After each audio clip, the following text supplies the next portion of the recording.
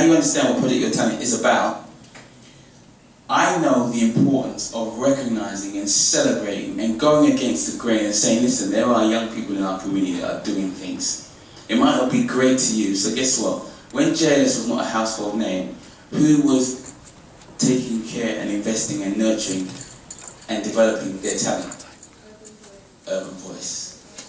Do you get what I'm saying? And I'm not saying that I want credit, but I'm saying that we know what we do. We know how we impact young people's lives. So we don't need someone to be a multimillionaire or for someone to have their big business before we recognize them. So we set about, and that is my phone, sorry.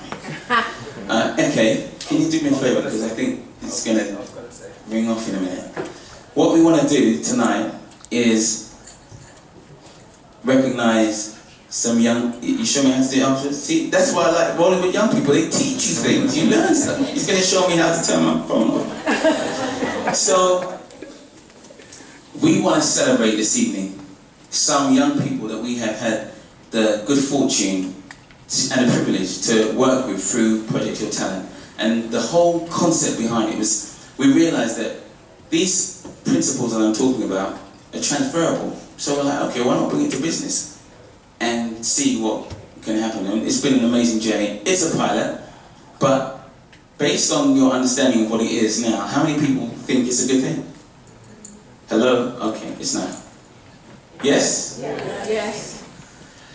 Because for all you know, they could be the JLSs of tomorrow, but in the business community. Do you see what I'm saying?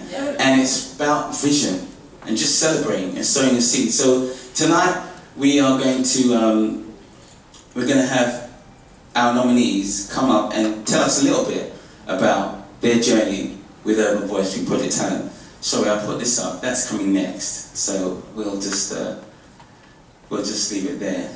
So the nominees in the house, I think they are. What I'd like to do is, because we know the experience that we've had with them, I thought it'd be a good idea for them, for each one of them that's here, to come up and just share a little bit about their story and their journey and what they're about and what their business is, if you're interested. Yes. That didn't really sound convincing. If I was one of them, I'd be like, it's time. Do we want to see?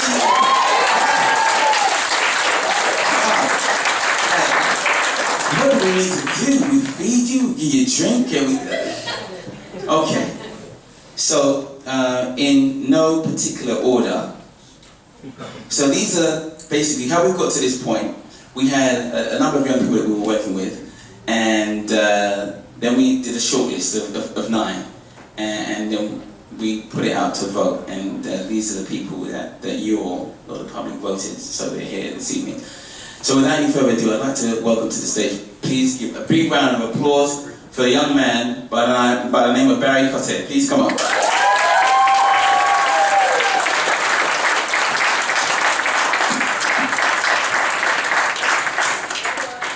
One, two, wow. So, there you go, sir. Hi. Do you see what I'm saying? Attitude, like, yes, Father. Okay. And he's like this, anyway.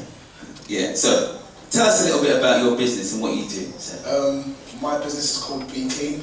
It's a mobile car cleaning and valeting detailing service. Don't want to bore you with all this stuff because I'm very passionate, so I'm going to veer off and start talking about it. But basically, in a nutshell, what I do and what my company does is you give us a ring on our sorry, they couldn't hear me, on our phone line or book an appointment via email.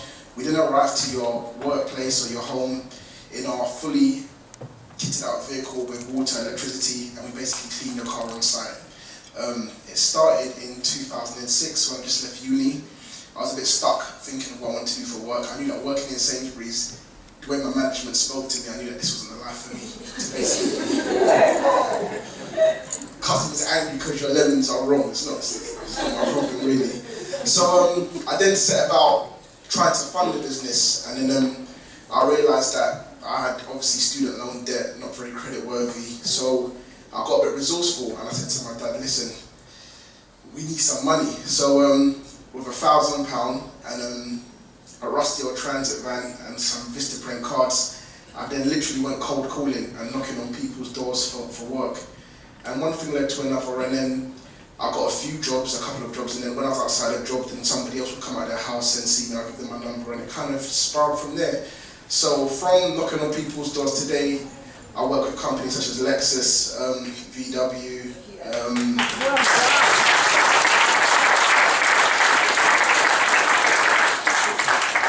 John Lewis, Rob Van Helden Pro Design, and there's more people that I'm working with and currently working with as well. So that's basically my journey. So what about what's that guy you told me his car used to clean, that the owner of the football club?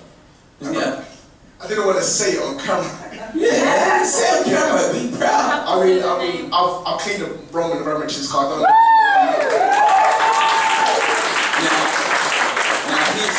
here's the amazing thing. I just happen to have known this guy practically all of his life, literally.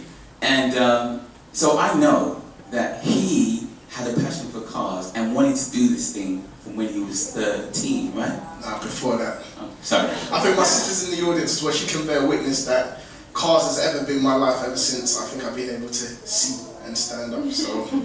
So what we're saying is, again, in the keeping of, it is possible for you to take your passion as a teenage kid or even younger, that you can have a love for something, a passion for it, and now, 6 years deep in business, doing what you love.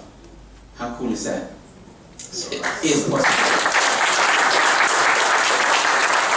Okay, so how has the 3-month journey been with Urban Voice whilst you've been on Project Your Talent? I found out that your fan base has just got ridiculous. Something, tell us. It has. To be honest with you, a key thing for working for myself was the fact I wanted to be my own boss and make my decisions. And sometimes in business, you need to be able to open up your mind and invite other ideas. It's not about just being a boss. And I think my journey on Project Your Talent, a lot of it was, Tony, to be honest with you, mentored me a lot in the way I used to think about certain things. So that's, I think, is a key element of my journey on Project Your Talent. Also as well, out of nowhere, I don't know if anybody was following, I don't know if anyone was following the voting system, but one day I got an email of the rankings, and when I opened it, I thought naturally I was going to be like number 1, 2 or 3.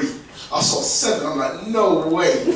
So basically, I got online and I just started kind of spamming everybody with no shame, vote for me, vote for me, vote for me, vote for me, vote for me. So somehow, I think I've increased my fan base through Project Your Talent as well, so this is pretty exciting. Hopefully for the next 3 months, I'm going to have cars coming out of my ears and nose. Wow, please, put your hands together for my man.